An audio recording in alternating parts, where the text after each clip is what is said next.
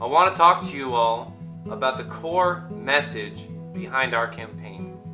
We've released videos discussing plans, talking about policies, going over histories, but there is an underlying message that we are trying to address in this campaign. And that is the fact that if you're an American under the age of 50, the most common way that you are going to get killed is from a simple drug overdose. Synthetic opioid overdose deaths have increased over 1,000% since 1999. This is real. This is happening. And nobody is talking about it. But millennials and Generation Xers are literally killing themselves. And it's not some unexplained phenomenon, not some random event. You say everything we think we know about addiction has been wrong. Is that right? Yeah, it really struck me, when I started working on this book 4 years ago, I had a very personal reason to do it. We had a lot of addiction in my family. One of my first memories is of trying to wake up one of my relatives and not being able to. And if you had said to me, what causes heroin addiction? I would have looked at you like you were a little bit stupid, and I would have said, well, heroin causes heroin addiction, right? We think that we've been told this story for 100 years that's so obvious to us, it's like our common sense, We think if the first 20 people in this audience all used heroin together with us, on day 21, we'd all be heroin addicts because there are chemical hooks in the heroin that our body would physically need. That's what we think heroin is. The first thing that alerted me to the fact that may not be right is, if any of us, if we step out of here today and we get hit by a car, God forbid, and we break our hip, we'll be taken to hospital and we'll be given a lot of diamorphine. Diamorphine is heroin, right? Diamorphine is much better heroin than you're going to score out on the street because it's medically pure, right? As opposed to stuff on the street which is contaminated and very weak. Right. You'll take it for quite a long time, right? Happening in every hospital in the United States, every hospital in the developed world, lots of people are taking heroin for long periods of time. Now, if our old theory about addiction is right, we know what should happen. Those people should go out and score on the streets, right? You will have noticed that your grandmother was not turned into a junkie by her hip operation. And so I was thinking, how can this be? What's going on there? And then I didn't really understand it.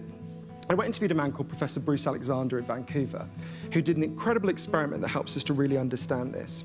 Basically, the old theory of addiction comes from an experiment that was done earlier in the 20th century. Really simple experiment. Anyone watching this can do it at home if they're feeling a little bit sadistic.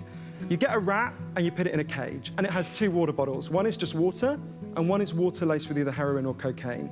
If you do that, the rat will almost always prefer the drugged water and almost always kill itself. You might remember there was an advert, Partnership for Drug-Free America advert in the 80s about this that said, it will happen to you, or something like that. Bruce came along in the 70s and said, well, hang on a minute. We're putting the rat in an empty cage. It's got nothing to do except take the drugs. Let's do this differently. So Bruce built Rat Park. Rat Park is like heaven for rats, right? Everything your rat about town could want. Where I buy all my rats. I go to Rat Park. It's got cheese. Ratco is good too.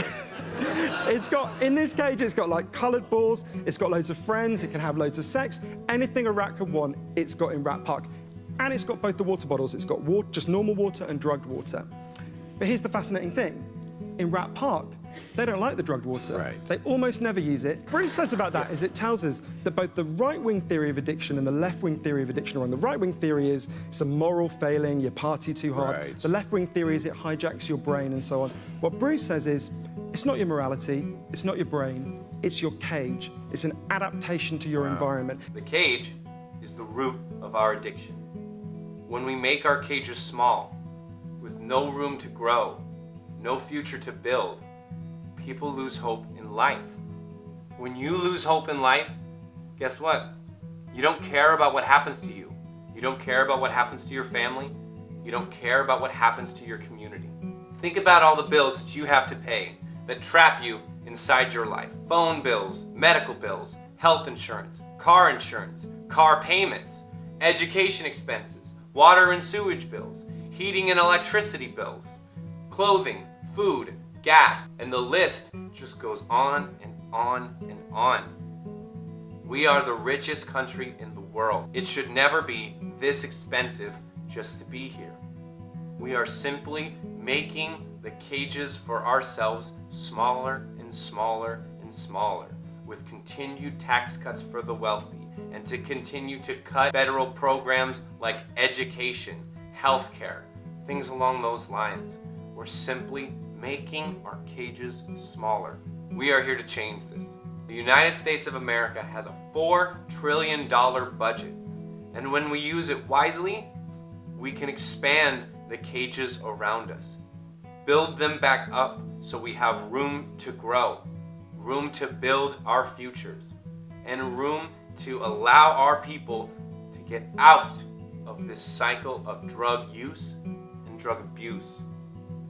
My campaign is small, in all honesty, and we're doing this off of below a minimum wage budget. But it's a message that has to come out. And if you want to be a part of this, simply message us at collinforcongress2018@gmail.com. My name is Collin Richard Carlson, and I am running for congressman for Washington State, 2nd Congressional District.